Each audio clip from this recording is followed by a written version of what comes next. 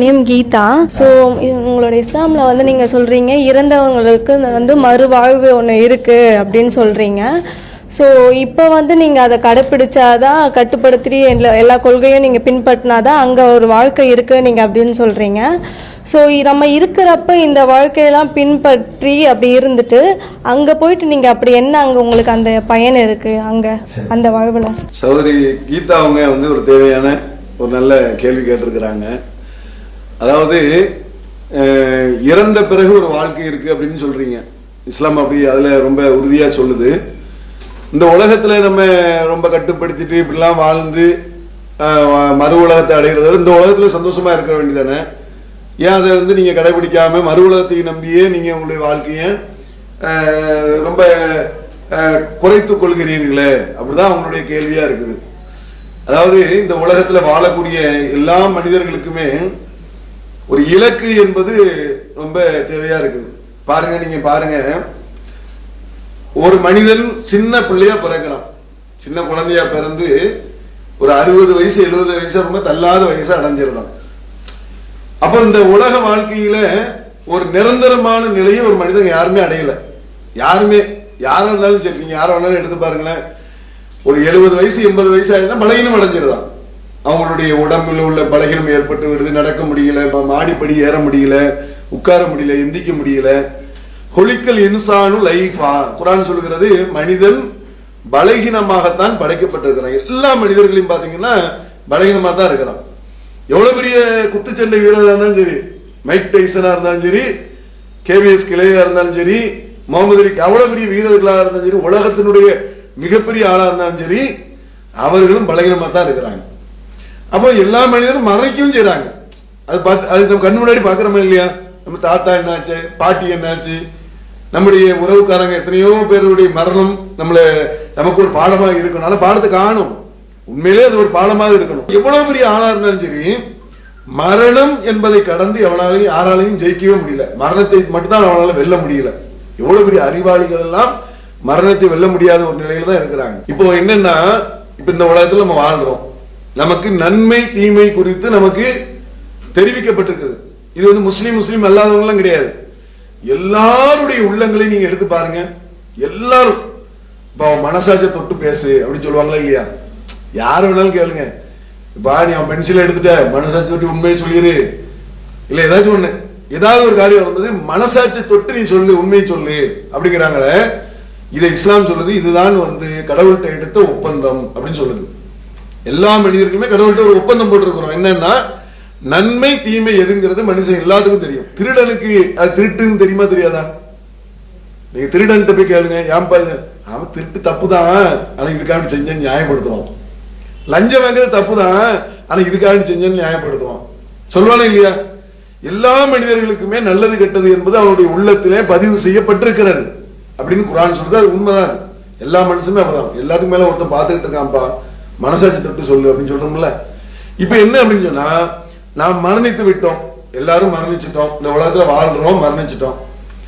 இப்ப வாழ்ந்தோம் மரணிச்சோம், ஒண்ணுமே இல்லைன்னு சொன்னா என்ன இருக்கு வாழ்க்கையில? ஒரு இன்ட்ரெஸ்டுமே கிடையாது, ஒண்ணுமே கிடையாது. ஒண்ணு அப்ப ஜாலியா வச்சு எடுத்துட்டு போயிடணும். ஒரே வாழ்க்கை, மரணத்துக்கு பிறகு வாழ்க்கையே இல்லை அப்படின்னு நினைச்சா இதான வாழ்க்கை. அப்ப ஏன் கட்டுப்பாடுகளோட மனுஷன் வாழ்ந்துட்டு இருக்கிறான்? ஆனா கட்டுப்பாடு கூட தான் வாழ்றான். என்னதான் கட்டுப்பாடு வேண்டான்னு நம்ம நினைச்சா கூட அதிகமா வேண்டான்னு தான் சொல்ல வேண்டியது இருக்குமே தவிர, ஆனா எல்லா மனிதர்களும் கட்டுப்பாடோட தான் வாழ்றான். இல்லைன்னு சொல்ல முடியுமா? மறுக்க முடியுமா? அரசுக்கு கட்டுப்படுறான், குடும்பத்துக்கு கட்டுப்படுறான், ஆசிரியருக்கு கட்டுப்படுறான், காவல்துறைக்கு கட்டுப்படுறான், நீதித்துறைக்கு கட்டுப்படுறான், பெற்றோருக்கு கட்டுப்படுறான். கட்டுப்பாடோட தான் மனுஷன் வாழ்றான். இல்லைன்னு மறுக்கவே முடியாது. அப்ப எல்லா மனிதர்களிடத்திலுமே கட்டுப்பாடு என்று என்ற ஒரு நிலை இருக்கும்போது இஸ்லாம் என்ன சொல்றதுன்னா, கொஞ்சம் கூடுதலை அதிகப்படுத்து. எதுக்கு? கடவுளிடத்திலே மறுமை உலகம் என்ற ஒரு உலகம் இருக்குல்ல, அதற்காக உன்னுடைய கட்டுப்படுத்தலை கூடுதல் கொஞ்சம் அதிகப்படுது. என்ன அப்படின்னு சொன்னா, வட்டிக்கு வாங்காத, வரதட்சணை வாங்காத, பொய் சொல்லாத, ஏமாத்தாத, அடுத்தவங்க பொருளை மோசடி பண்ணாத, அடுத்தவருடைய உரிமையை நீ பறிச்சிடாத, அடுத்தவருடைய ஆலய வழிபாட்டு உரிமைகளை நீ பறிச்சிடாத. இப்படிலாம் நீ செஞ்சா, மனிதனுக்கு நன்மை செஞ்சா, மறு உலகத்துல உனக்கு சொர்க்கம் இருக்கிறது. நம்ம என்ன கேட்கிறோம்னா, ஒரு 100 ஆண்டுகளுக்கு முன்னால் நம்ம எல்லாம் இருந்தோமா? ஒரு 100 வருஷத்துக்கு முன்னாடி நம்ம இருந்தோமா? யாருமே கிடையாது. 100 ஆண்டுகளுக்கு முன்னால் நம்ம தாயுடைய வயத்திலையும் கிடையாது, தாயே கிடையாது. உண்மைதானுங்க, தாயே கிடையாது. நம்முடைய தாயே எப்ப பிறந்தாங்க? 1980 தான் பிறந்தாங்க, 90 தான் பிறந்தாங்க. அப்படித்தானே ஒரு கணக்கு. அப்ப தாயே கிடையாது. தாயுடைய வயத்துக்கு அப்படிதான் போய்கிட்டு இருக்கும். 100 ஆண்டுகளுக்கு முன்னால் நம்ம யாருமே என்ன செய்யல, இங்க இல்ல. 100 ஆண்டுகளுக்கு பின்னால் இங்க இருப்போமா? சொல்லுங்க பாப்போம். நான் இருப்பேன், கை தூங்குறது. ஒரு ஆள் கை தூங்க பாப்போம். இல்ல, நான் எனக்கு இது கன்ஃபார்ம், யதார்த்தம் இதுதானே. 100 ஆண்டுகளுக்கு பின்னால் நம்ம இருக்க போறது இல்ல, 100 ஆண்டுகளுக்கு முன்னால் நம்ம இருந்தது இல்லை. அப்ப நம்ம யாரு? நமக்கு இங்க சில மகிழ்ச்சி தரப்பட்டிருக்கிறது, இருக்கா இல்லையா? நமக்கு சில மகிழ்ச்சி இங்க கிடைச்சிருக்கு, கிடைக்குதா இல்லையா? கிடைக்குது. சில துன்பங்களும் கிடைக்குதா இல்லையா? இல்ல, எனக்கு துன்பமே வரலன்னு கை தூக்க முடியுமா? இல்ல, எனக்கு இன்பமே வரலன்னு கை தூக்க முடியுமா? கிடையாது. சில மகிழ்ச்சியும் இருக்கிறது, சில துன்பமும் இருக்கிறது. அதைத்தான் கடவுள் என்ன சொல்றாருன்னா, இந்த உலகத்தில் என்ன மகிழ்ச்சியை நீ அனுபவிக்கிறாயோ அதையே முழுமையான மகிழ்ச்சியாக மறு உலகத்திலே பரிபூர்ணமாக கொடுக்கப்படும். இந்த உலகத்தில் எதை துன்பமாக நீ அனுபவிக்கிறாயோ, எதையெல்லாம் துன்பமாக பார்க்கிறாயோ, அதை தீவினைக்கு உண்டான துன்பமாக மறு உலகத்தில் தரப்படும். இப்படி மனசு ஏத்துக்கிட்டா நம்ம இந்த வாழ்க்கையினுடைய ஒரு லட்சியம் நமக்கு ஒரு புரியும்.